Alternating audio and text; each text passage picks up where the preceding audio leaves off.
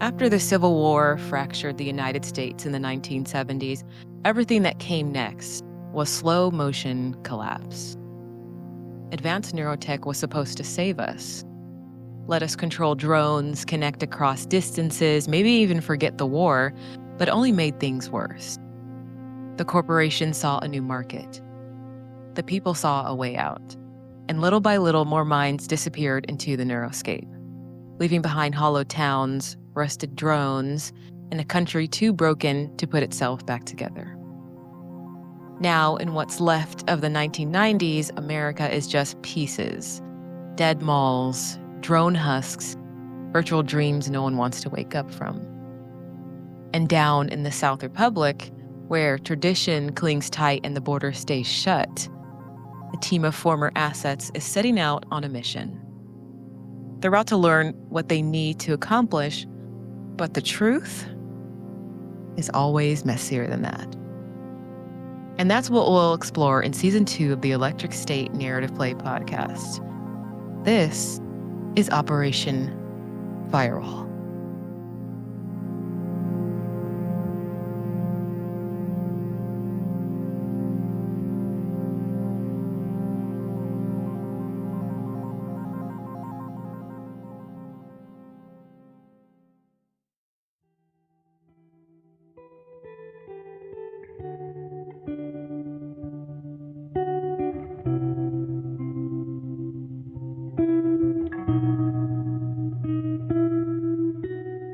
The camera opens on the outskirts of downtown Austin, Texas. Concrete towers loom like forgotten relics, their windows dull with dust, and we push in through a rain-streaked window to find Daniel Collins standing inside of a youth neuro rehab facility. The walls are faded mint green, scrubbed but sterile. You see a row of kids, most younger than your daughter, Julia, sit in silence with neurocasters resting on their laps like stuffed animals. Daniel, you've been here for about 37 minutes, long enough to see the cycles repeat, the same shuffling footsteps, the same restless fingers reaching out towards something just out of view. And now, one of the nurses pulls you aside. There's that look again, sympathetic but distant. A practiced sorrow. Like someone telling you your house can't be saved from the fire type of look. And this was supposed to be a check-in, but the truth is you come here hoping something will be different, hoping for good news. That the next visit will be where Julia says your name without flinching. And the nurse looks at you. She says, Daniel, it's not looking good. I thought she was doing better the last time we went out. I mean, I thought you were supposed to help her here. Listen, she's still resistant. We've tried pulling her from the device during group therapy. It just makes her angry now, more than before. I'm sorry. What is this rehab for if you're not here to fix the problem? Listen, we tried our best. Yesterday, she bit another patient. She drew blood. And when we tried to intervene, she screamed for her mother. Well, maybe I just need to take her home then.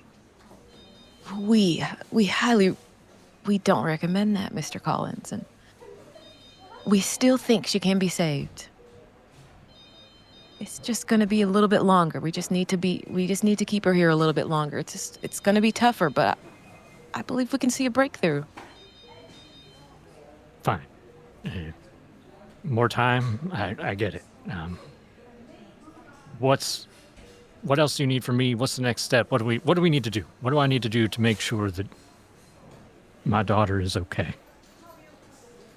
Well, first of all, we're going to need you to get in contact with her mother.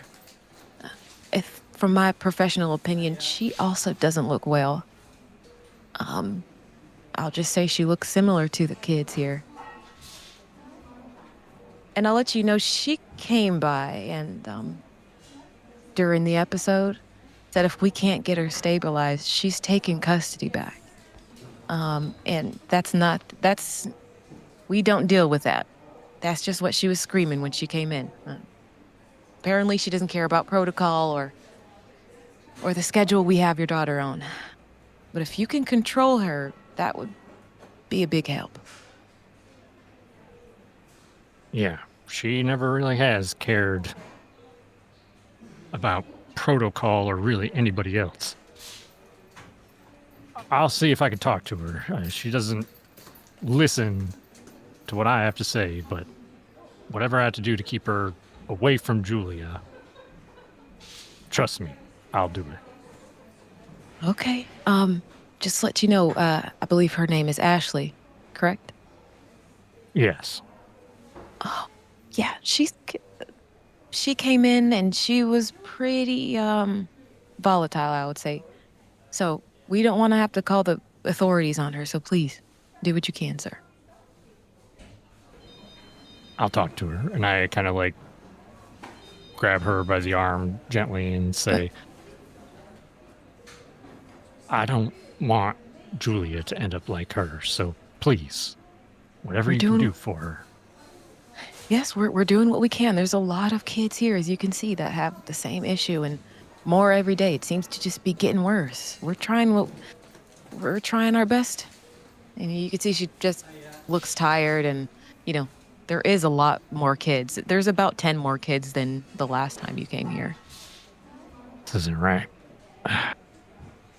It's not right at all, but we're doing what we can. Well, thank you, ma'am. I'll let you get back to your work here, but I'll speak with Ashley and see if I can talk some sense into her. I understand. And she just kind of like clasps your hands together between hers. Because I know you're doing what you can. A lot of the parents here are, but Mr. Collins, she is... I'll be honest with you, because I think that is the best policy. Right now, she's slipping further in, but we are going to find another way. And if there are any updates, we'll call you, as usual. I should have been there for her more. Let me know if there's anything else. It's not your fault, Mr. Collins. You didn't make this stuff.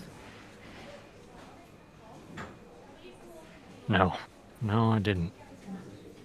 But I sure know who did.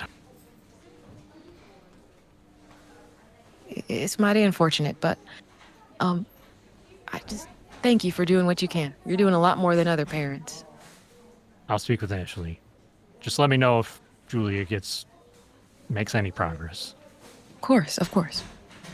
But as you were talking to her, can you describe to us what your character looks like? What do we see as you're talking to the nurse? Yeah, absolutely. So Daniel is pushing 40.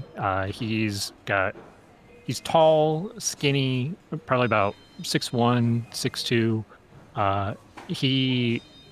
He's wearing a button-down shirt, dress pants, and dress shoes, but he looks just a little bit disheveled. Like his shirt is kind of like untucked in places. He's got a bit of a 5 o'clock shadow. His hair is kind of like blonde and slicked back with gray on the sides. He's wearing glasses, and he looks tired and haggard. He kind of his dress gives off the impression that he's probably a person who's normally pretty well put together, but this is not one of those days for him. Mm-hmm. But the nurse, she kind of nods at you, lets go of your hands, and you see her, she's about to say one more thing, and then your phone buzzes. And she's, I'll let you get that. Just answer the phone here if I have the chance to, and just say, yeah. Daniel Collins speaking. And you hear kind of like an older, thick Southern accent. It's firm, not unkind, but you hear, Collins, we need you in now. This is Calloway. from the and said, "This is priority level. We got a job coming in hot. Might be the one we've been waiting for." That's good to hear. Yeah, I can be there immediately. I'm just wrapping up some personal matters, but I want to hear what you have to say. Well, you don't have to come in right now. I'll brief you more when you're here. I already got one on board called Vincent Aldritch. Hell of a driver, I'm told. You know him? I do know Vincent. Yeah, I would be happy to work with him. He's a close friend. Okay. Well, I'm going to need you to round up 2 more. Just be back here in 2 hours, okay? 2 hours, 2 more people. Yeah, I can do that. I might have 1 or 2 people in mind. Okay, just a heads up. We leave tomorrow. This is our only shot. I know this is quick. That is quick. But if this has to do with what we talked about before, I'm on board. You got it. I'll see you in 2 hours. Sounds good. And hang up the phone. You exit the care facility, step back out into the world. And behind you, you don't see it, but children are just staring off into artificial light. And as the camera kind of lingers on his face, what is the last thoughts as he is like, he was just like dumped this whole sudden mission on? What is he thinking? There's this sense of, he's upset about the situation with Julia. He was hoping that he'd be able to hear some sort of progress on her circumstances. He knows that he has to talk to Ashley before he does anything with this job too, or at least before he leaves. So there's frustration there. There's a little bit though, like his eyes are probably darting around, his head down, just thinking about all the things that I need to take care of. But there's a little bit, just a hint of like hope in his eyes as he's like walking out of the facility and trying to move quickly to get everything he needs to get done before he has to leave.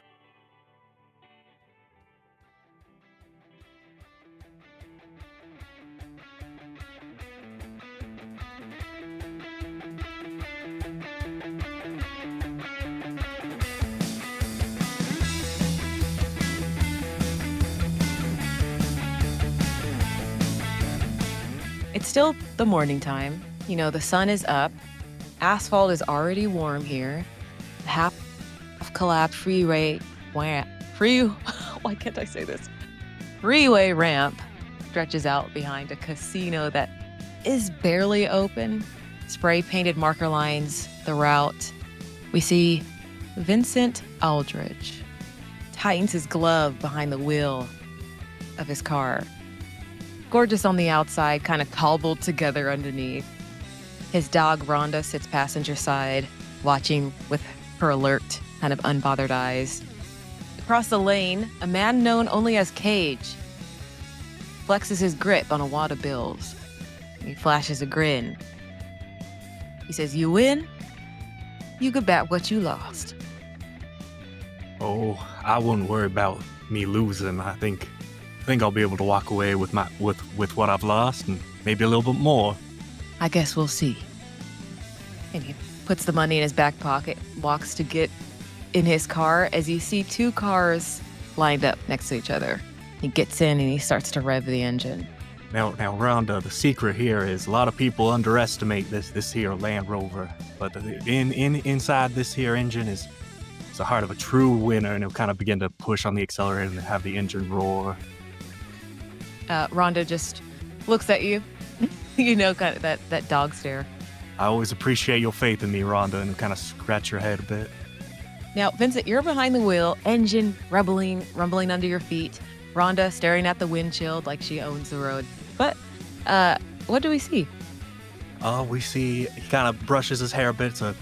His black hair's in the curtain a bit. The faint edges of when he got frosted tips, a little bit of blonde is there, but it's slowly been faded. And in a similar sense, his shirt underneath has that similar fade. It used to be this nice floral pattern, but since it's kind of gone through the wash a bit, it's a little bit duller.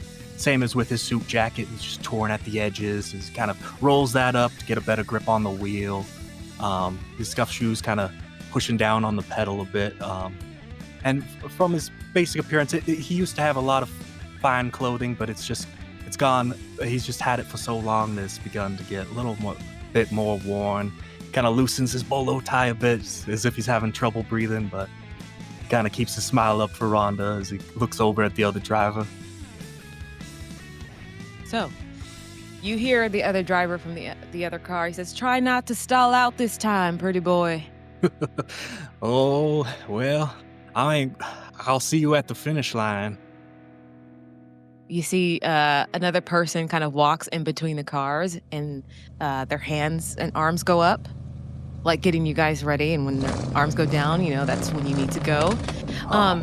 Arms go up, and then the person arms go like down quickly, and you guys are off. I need you to give me a driving check.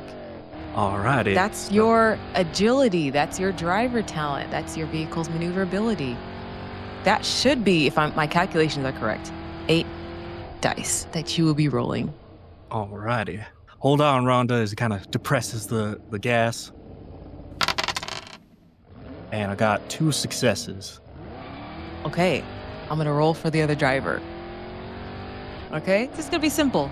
Whoever gets more successes is the winner of the race. We're not going to do a full-on chase sequence, but we're going to see how this goes. They are rolling 4d6. And with 0 successes, Vincent is and you have 2 successes, so you're way ahead of this guy. And his car is just so slow to start. His foot presses down and you can hear it trying to work its best to get going, and eventually gets off. You are already a full block ahead of him. How does it feel? Oh, it's exhilarating. I can go back to slots, a little bit of blackjack, maybe some roulette. But I'm just on air. I kind of tilt down the rearview mirror just to see him kind of trailing behind. See that, Rhonda? That is God-given. So you're continuing to go, and you're driving. Midway through your drive, a sheet of windblown metal starts to scrape across the road and goes in front of your car. Do you want to navigate through this, or kind of risk driving over? I can probably push through it. This old girl can take a beating. And anyway, I know a fine mechanic who can fix up whatever dents may come up. I'm gonna make more money than I've lost with this. Okay, give me another agility roll plus the maneuverability of the car. Alrighty. 1 success. Perfect. So you're able, this kind of sheet metal, it just it goes in front of your windshield, it flops down on the ground, and your car drives right over it. Ain't nothing gonna stop us, Rhonda. We're gonna walk away with that cash in hand. Rhonda, her head is just out the window. Just for her, it's just a nice day. She has no idea the stakes that are going on right now. Her head is just hanging out. And eventually the car slides up next to you, and the guy gets out of the car. What was that about, stalling out? Listen, she's seen better days. She's seen better days. Yeah, I bet. I mean, I'm willing to do double or nothing if you're willing to maybe go again. Because, you always have a little bit of a rough start, but once you really get going... Man, I don't got any more money. Oh, well... I mean, we could race for pink slips, I guess.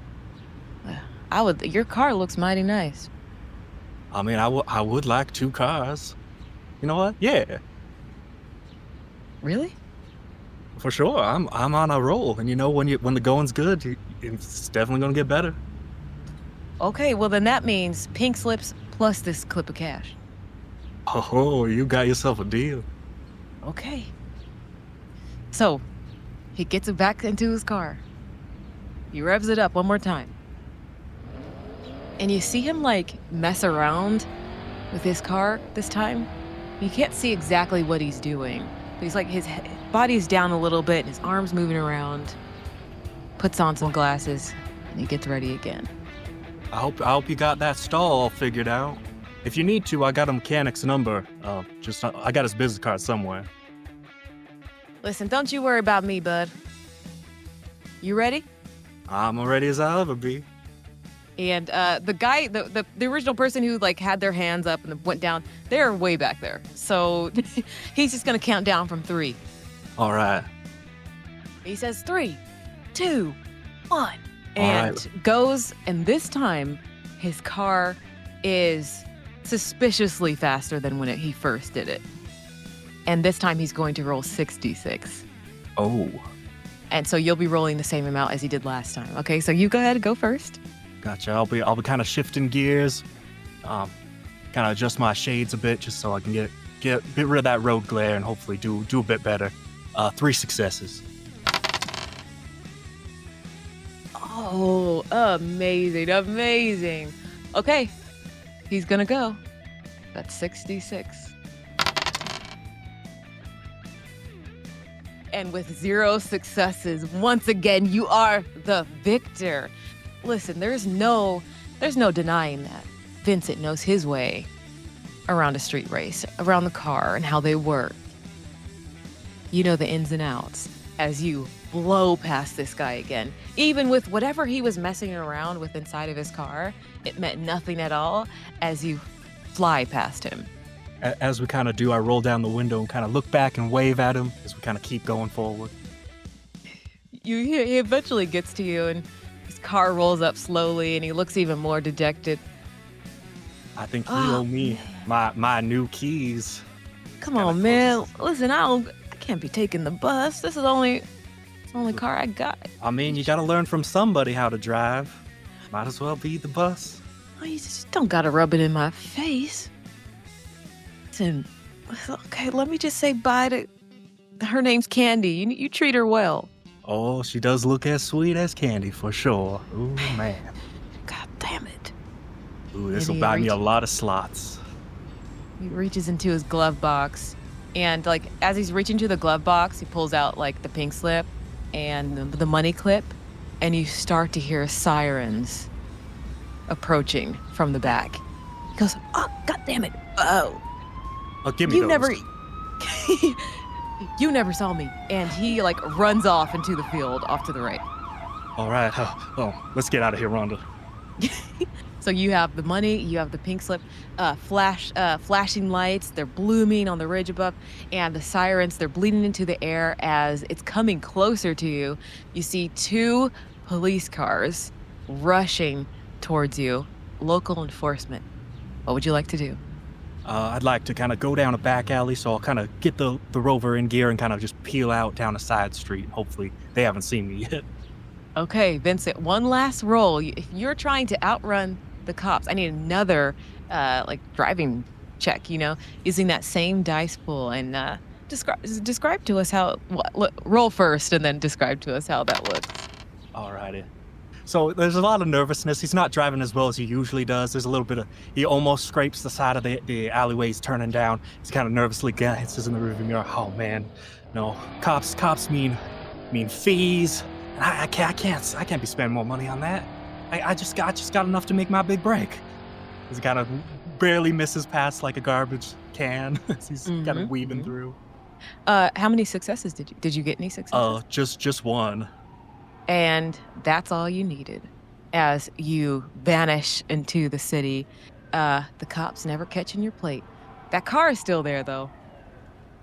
Candy. I like to think as he kind of looks around it, we left the car, didn't we? Oh. And Rhonda just barks. Man. And you receive a phone call. From one Mr. Daniel Kahn. Pick it up, kind of put it in the crook of my neck. Daniel, how are you? Vincent, I'm doing well. I'm short on time. I gotta be, to be frank with you, I got a job for the both of us. I know the situation's been tight for you lately. Are you interested? Oh, this day gets better and better. You know I'm interested, Daniel. What kind of job we looking at? That's what I like to hear. I'm going to get more specifics about it, but I think we're going to be, I need a skilled driver, and I know there's nobody else that I trust more. I think we're going to be heading our way into Pacifica if your ride's up for it. That's a mighty long ways, but you know my old girl's got what it takes to go that distance, so you can count me in. Excellent. While I have you on the phone, Daniel, how's the Rugrat doing? She's I just went and checked on her at the care facility, and she's not doing great. Anything kind of serious? They said she's getting more aggressive as she when they try to take her off of the neurocaster. I guess her mom Ashley came and was causing trouble at the care facility, saying that she was going to try to get custody back and everything. And I'm sorry to hear that, Daniel. But look on the bright side. Sometimes things work themselves out over time. I mean, she's in that care facility. They got doctors. They know their stuff. They'll figure something out, I'm sure. Yeah. Thanks, Vincent. I'm hoping that this job is going to put us on the right path to helping Julia. I know it's been rough since you lost your job with Sentre and everything. Yeah. Money's been a little bit tight, but you know me, I always figure out a way to keep going. I know, you've always been good at that. But maybe after this, once we get our payday, maybe we can go visit you were talking about visiting your brother, right? Yeah. We'll go down to the Gulf, do a spot of fishing. I know Julia will probably love that. I think you're right. I think she would. We gotta take off tomorrow morning. Can you be ready by then? Yeah. I know the casino. I mean, the garage closes at about 8 p.m. But yeah, I'll be there bright and early. All right, good. I think we're gonna have a couple more people with us. Just make sure we got room in your car. I guess maybe make sure Rhonda hasn't made too much of a mess in the back seat. Oh, yeah. Nothing. Little Windex and cleaner can't get out. So I'll need you to actually meet me at the NZ building. I think they said about 2 hours. So I know it's short notice, but ooh, yeah, that's a long time sitting down. Well, but it'll be worth it, right? Trust me, if they're paying what they say they're going to, it'll be worth it. And we might get to stick it to Sentre while we're at it, or at least they're one of the companies working for them. Oh, I like the sound of that. 2 birds, 1 stone. Well, I'll see you here shortly. All right, I'll catch you later, Daniel.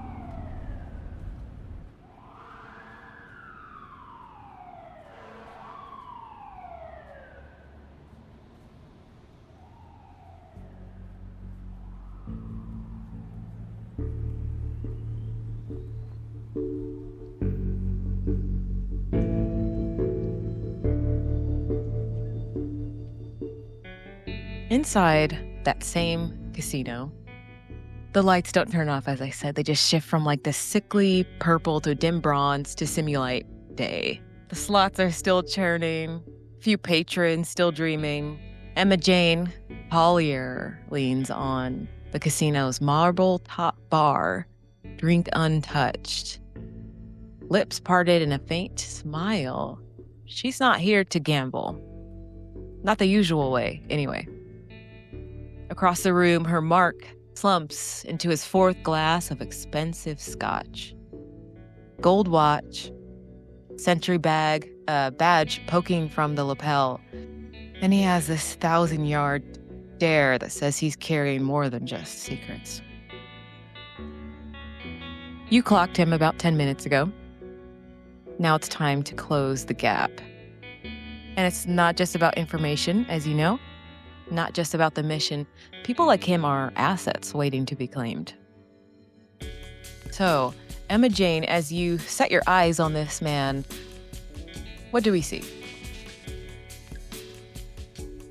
See Emma Jane leaning over the bar.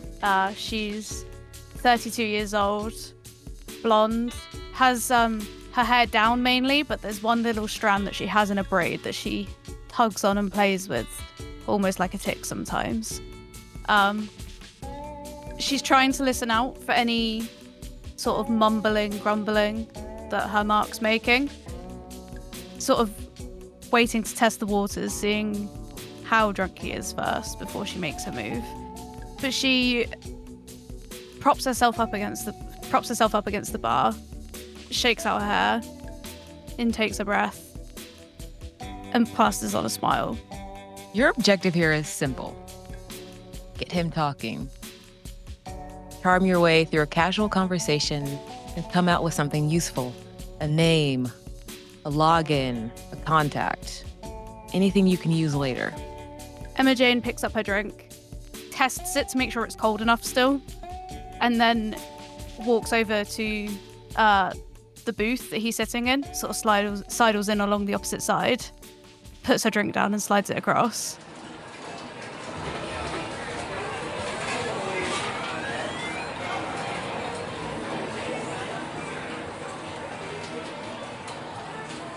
You look like you might need another. He goes, oh, hi there. How'd you know that was my drink? I didn't. If I'm being honest, I was just drinking the same thing and I thought... You got good taste. You got good taste. And his head kind of like is leaning down a little bit.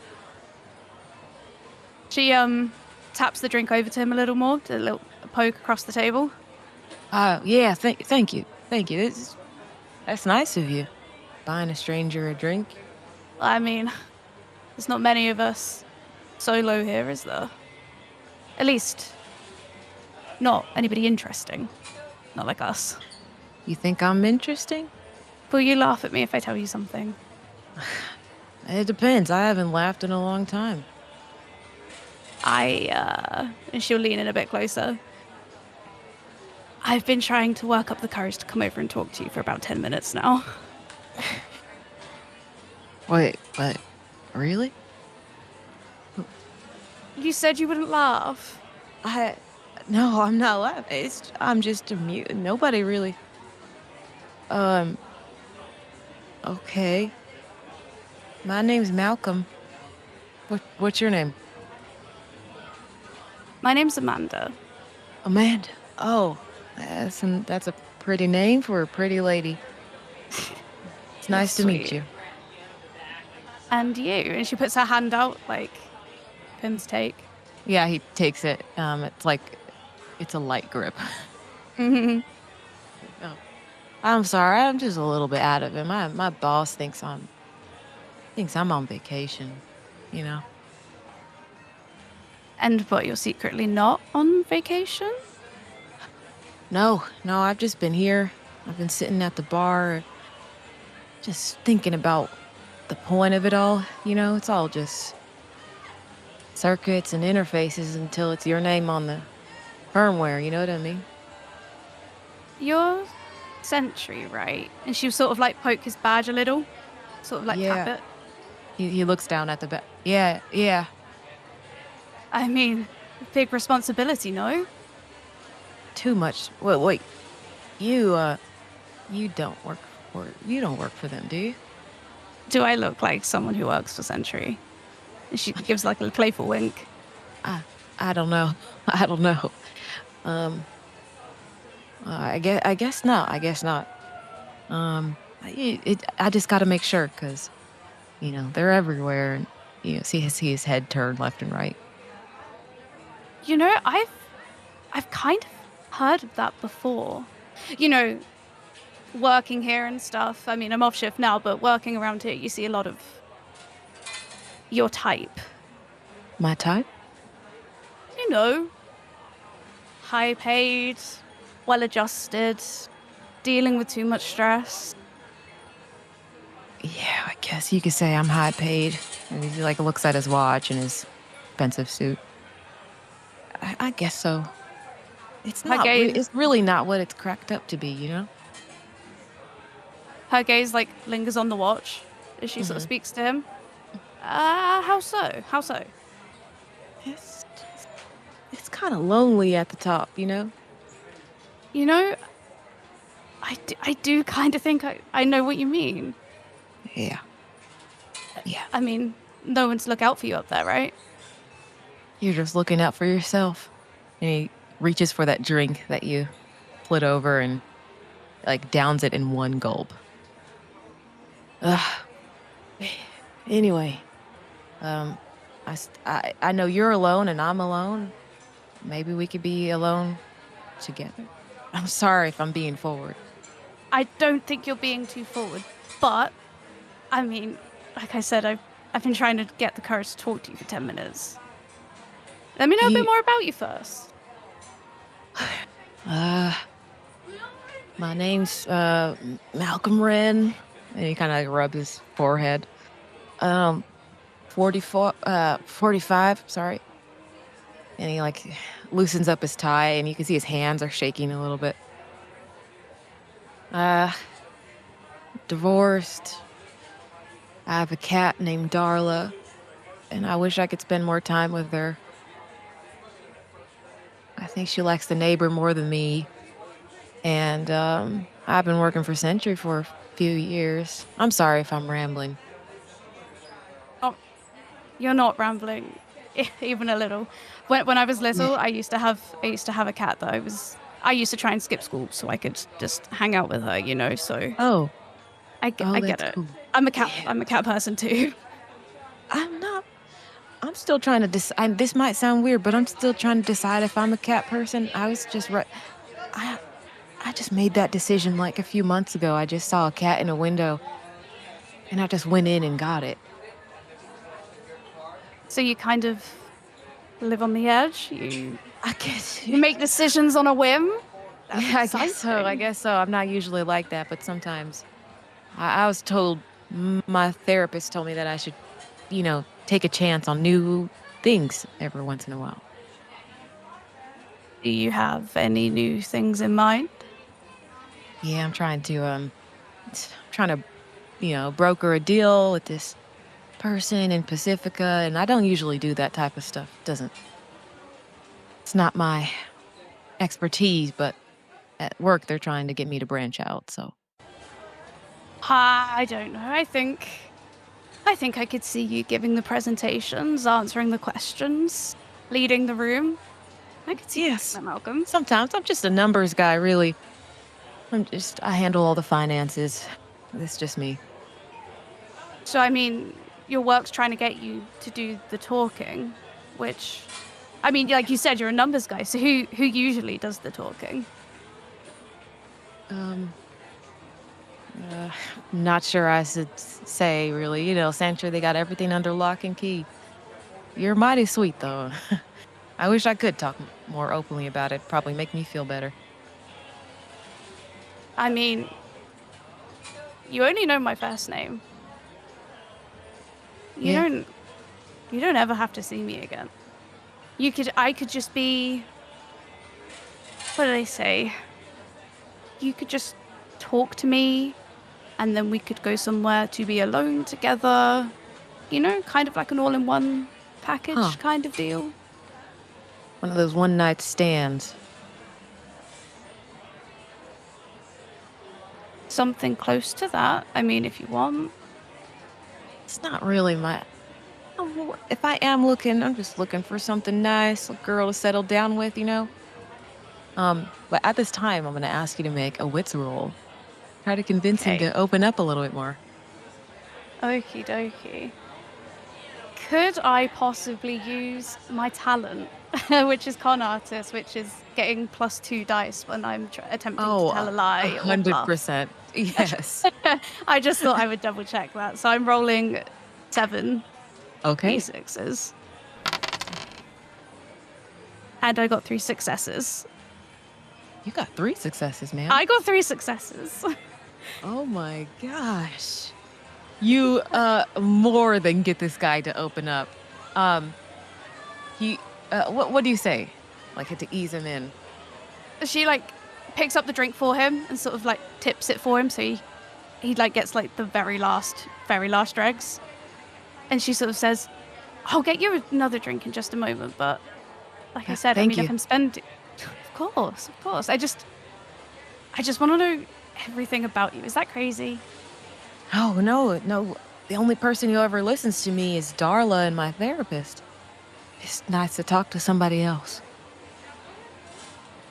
Well, then how about you let me listen in for a while, huh? And then she'll take his hand and like stroke one gently with her thumb.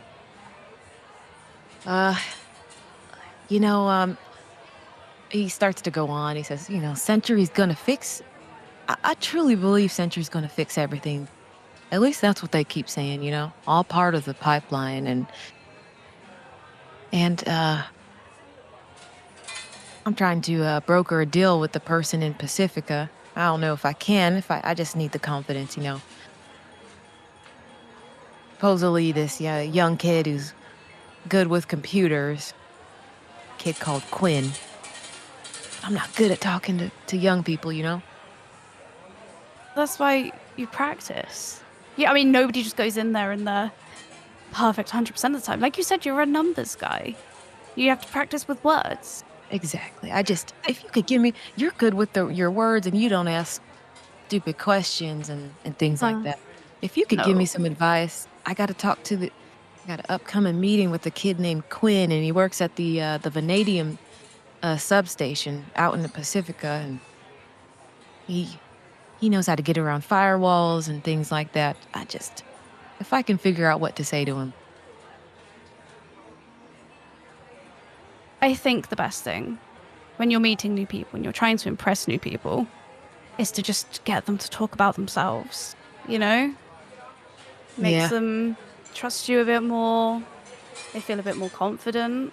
And that's all you really need. Confidence, right? Yeah, exactly. I think I could get there. And you see him yawn. It's like 12 p.m., but he's on his 5th drink. He's like, I'm sorry. I'm so sorry. These scotch, they just make me a little sleepy. Okay, well, I mean, let me get you another one, and then we can think about going somewhere else, maybe. I don't know, I'm nervous. Yeah, that would be, I'm sorry. That'd be really nice. But yeah, that'd be great. Okay, back in a bit. And she'll stand up, and as soon as her back's turned to him, she shudders slightly and runs a hand through her hair and then makes her way to leave. You got you got some information. Mm-hmm. Not everything that you could get from him. I will tell you, as you're making your way to leave, Mm-hmm. that high of getting information, Mm-hmm. it is, sometimes it's so fleeting. You got it, but there's always something more. There's always something better. And you can feel your own hands start to shake a little bit. Mm-hmm. As that high from getting the information leaves quickly. And what's better than closing a deal? Better than closing a deal. You know what it is. It's Noreen. That thought comes to your mind. And your hands are starting to shake. It's been a few hours. You can't remember the last time. Was it yesterday? Was it the day before yesterday? But you could feel that kind of headache behind the eyes come in. The tremble in your hands. What do you do? Pick up her pace so that she's outside, so she can at least feel the sun, feel some form of breeze if there is one. And as she gets outside, she'll lean her back against the wall, put her head in her hands and sort of massage her forehead to try and soothe the ache behind the eyes. And she'll look at her phone.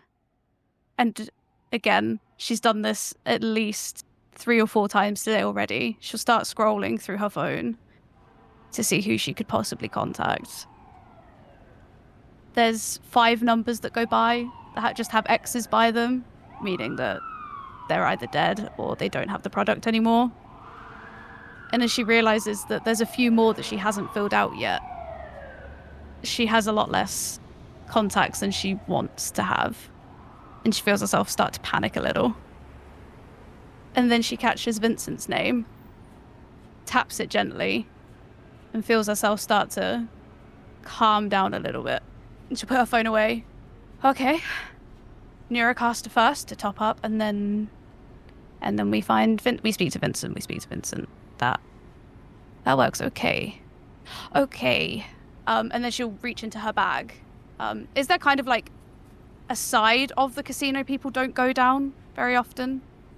Yeah, you can head to the side. It's like an area. It's like a little bit colder area where the sun doesn't hit, and it's like where all the large trash cans are. Yeah, she'll walk over there, kneel down against one of the trash cans, and sort of rummage through her bag. She's mainly looking for her Neurocaster, but she is also hoping beyond hope that she can find some still full canisters left in the dregs of her bag. She spends a little too long searching there. Sighs of frustration when she doesn't. You do find one. It's half filled though. This one, you know that these only last for about an hour. She'll pull it out and sort of inspect it a little bit. An hour or two. Just an hour or two. That gives me an hour or two to source more. I can call Vincent and get Vincent's contacts. This is enough, yeah. This is enough. Okay. You do this, and then you get your stuff done. Okay, and then she'll put her Neurocaster back, and begin to try and crack the sort of seal on her half-full canister. She hesitates for a second, because there's more to this job that she needs to do. Takes a look at her phone, and then places it face down so that she can't be disturbed. And then she takes her last half canister. She does it sort of like as an inhale, sort of inhaling the canister. You inhale the canister, and as soon as you do that, a door opens on the side of the building. You see someone has like a large bag of trash, obviously works in the casino. You could see like their uniform. It's this woman kind of near your age, and she catches you like right at the edge of it, and she sees you, kind of stops, and she has immediate disgust on her face, and she just says, fucking junkie, and throws it away and heads back in. Jane will sort of stand up, run her hands through her hair again. A fucking junkie. I'm not a fucking junkie. I get things done. Yeah, I get things done. And she sort of like looks at the door where the woman's gone through already. Like, I'm not a junkie. Fuck you. I don't fucking explain anything to you. And she'll sort of like drag her bag along with her. She feels kind of heavy. Wants to just get somewhere she can sit and lay down. Mm-hmm. And you could call on your phone. Kind of bops her head a little for a bit, sort of like to the ringtone, before realizing it's her ringtone. Sort of blearily takes a look at the caller ID. Oh, fuck. Okay. And then she answers. Emma Jane, I have a proposition for you. I don't have a lot of time, and I need you to be somewhere here within the next couple of hours. I didn't think we had an appointment. What do you... Slow. Say that again for me. Sorry, I've got a load of things on at the moment. I'm just trying to get my head together. You need me to go where? When? What's going on? Are you okay? You sound a little anxious. No, I don't get anxious, Daniel. You know me. Come on. Well, two things. One, I've had people contacting me, people that I'm not close with, asking me how my daughter's doing. You know anything about that? Listen, Daniel. It's nothing personal. It's just business, you know?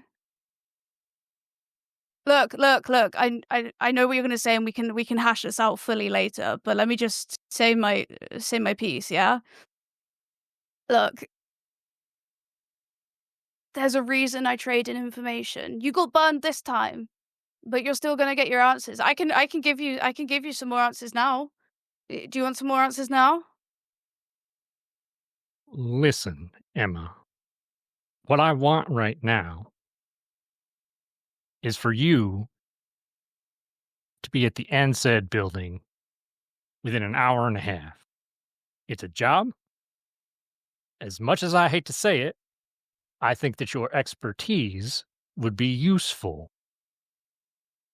And I think it might come with some information that you might find interesting. It's connected to Happy Cool. Happy Cool. You've got information on Happy Cool. Or at least the people that we'll be working with have information. Oh. You know Happy Cool's notoriously difficult to get info on, right? You know that. Yeah, I know. It's one of the reasons I'm contacting you against my better judgment after what's happened. Yo. I get it. Look, I'll be there. We can hash this out properly. I can give you some answers that you need. It's not the answer, so don't get too excited. But I can explain myself, all right? Got it. Hour and a half, NSAID building. Be there, and we'll hash this out. Yeah. 90 minutes, Hub. See you there.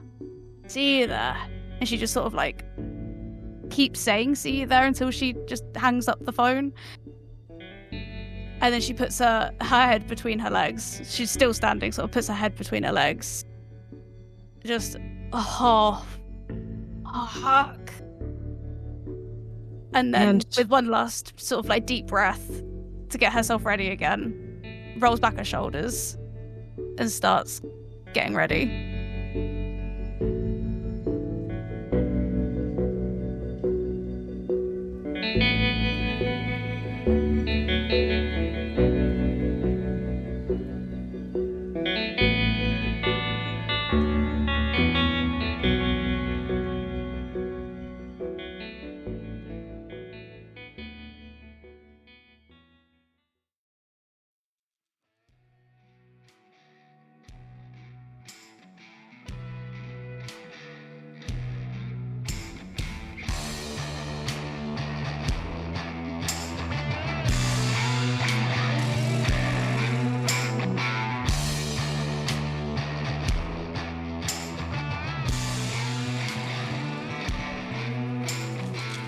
The city has been awake for a while.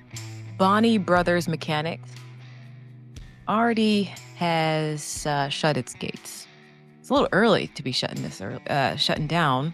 You see a dusty close sign hangs askew in the front window. Inside smells like old oil, cheap coffee, that faint sting of solder smoke.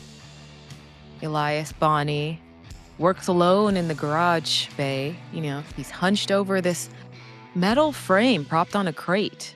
You see sparks pop and dance as he welds into place a hacked-together drone chassis with pieces that don't quite match. A homebrew. The wiring's delicate, unstable, possibly illegal. But he doesn't flinch when it stutters. He's done this before, and he just keeps working. And this isn't for a customer.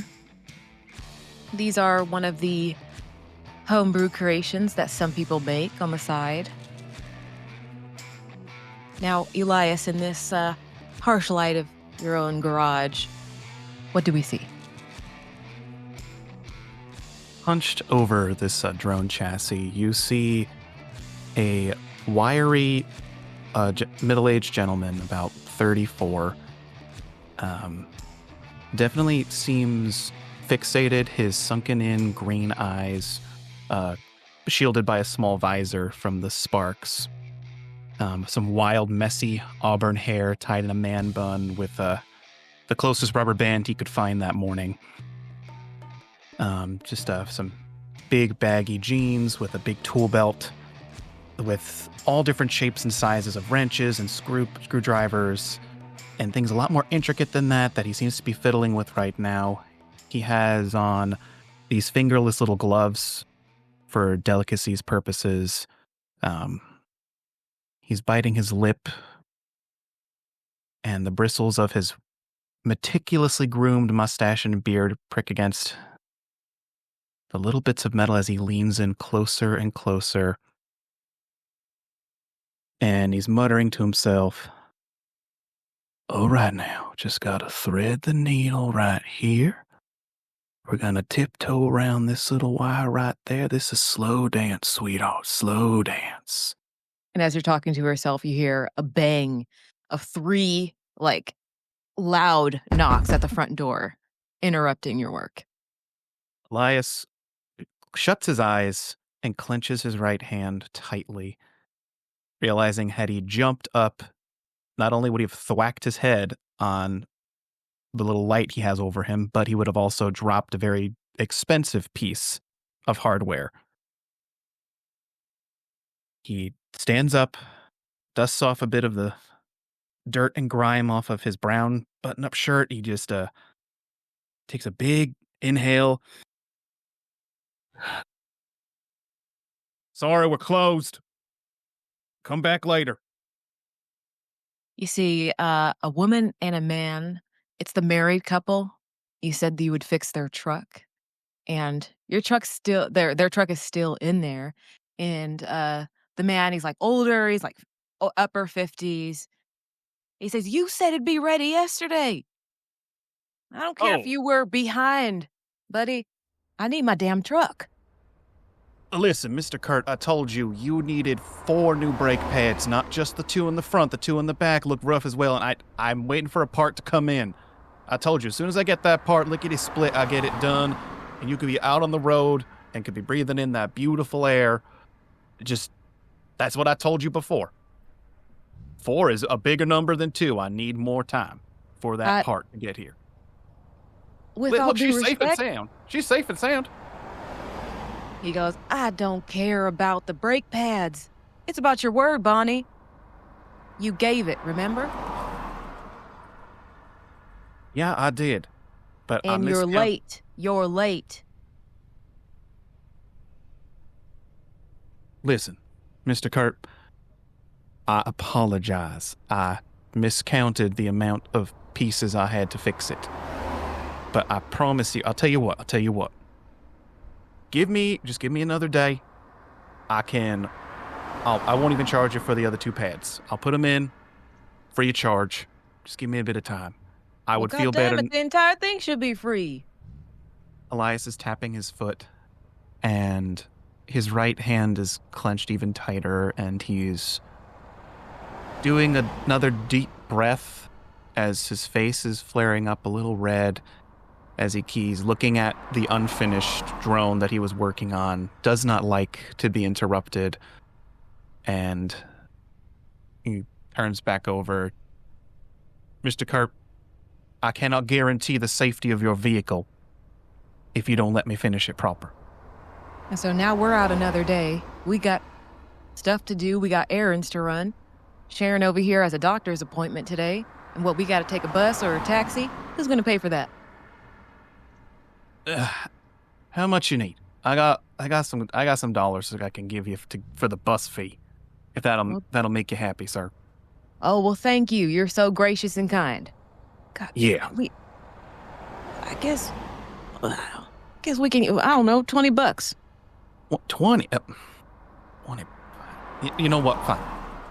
He's going through the numbers in his head, realizing that he could just do half the job, but he's always really tried to finish something 100% before he's satisfied. So he fumbles through his pocket, takes 2 tens out of his wallet, and he opens up a little grate to Mr. Kurt and like, here, $20. And I apologize for being tardy. And you see his wife just is like shaking her head off to the side. She says, this place has really gone down the crapper ever since Wayne left. Let's go, honey. And she like pulls her husband's arm and he looks at you and they walk off. Hearing Wayne's name sends a roaring fire up Elias's spine. He was hunched over and he just suddenly stands erect. And again, he's taking another deep breath and was about to say something, but thinks better of it looking at the concerned older woman and shuts the door and kicks a bucket of some bolts on the side violently against the side, and he goes back to his drone. As you kick that bucket, what is inside the bucket? Yeah. There's some lug nuts and some screws. Just some bits and bobs, because he's been trying to sweep up the place almost like a ritual every day. He sweeps up everything and he puts it into that bucket. Mm-hmm. And so nothing too heavy? Nothing too heavy, but a lot of tiny things that would be a real pain to clean up later. Yeah. So they leave and you see your older brother's walkie-talkie in its same place. And once again, you hear a knock on the door. He stares at the walkie-talkie for a second, and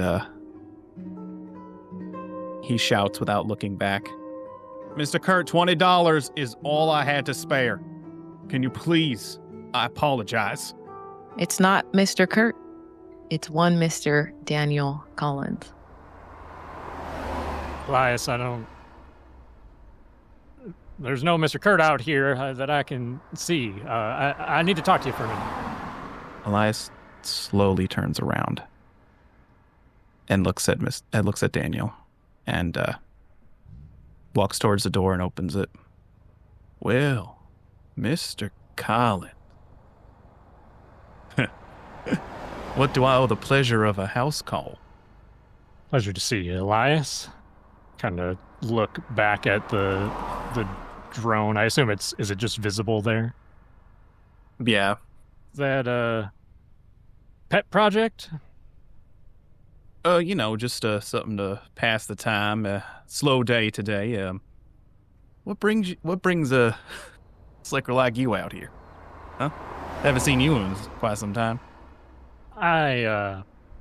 Listen, Elias, I can gather the attitude that you're giving me right now. It's, I told you, I didn't know about those people in that That's demolition. neither here nor there, Mr. Collins. What I'm asking for is what you doing here. Right. Straight to business. Well, I got a job for you. I need somebody. Well, I think we'll need a mechanic, and we might need. I kind of lean to look at the drone past you. Some of your other expertise. You come here offering me a new job. How long's this one gonna last? Listen, Elias. This should be short. I'm not with Sentre myself anymore either.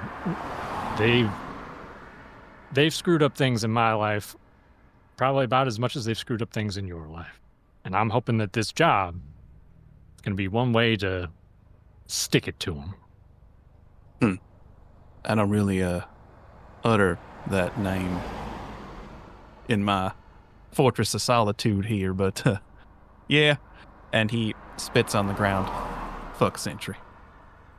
Now you're starting to talk my language, Mr. Collins. Fuck Sentre indeed. That's better. That's much better. Do I have to address you as Mr. Collins, or can I call you Daniel? Elias, please call me Daniel. I think we're going to be, we got to be at the NSED building in about an hour. We're going to get a full debriefing on this job, but I think we're going to be leaving tomorrow. You don't have anything going on, do you? Well, let me lock up and let's see what this here job has to say. I'll think about it, and if I need to make some adjustments, I'll take care of that. Yeah, what the fuck? I got nothing better to do. And That's what I like to hear. Let me just get on my my business casual. And Elias saunters back into his garage, and next to his very organized little work desk, he grabs a ratty denim jacket. He slings it over himself and looks over at the adjacent work desk one more time. He grabs the walkie-talkie from his brother's desk and he tucks it into his jacket. And shuts the door, locks it from a ring of keys that is just a disaster, but he knows exactly where it is. Locks it. All right, Daniel, what do you say we go talk to Mr. Who's in charge of this one? You'll get to meet him here shortly. A mystery man. Ain't that just fantastic?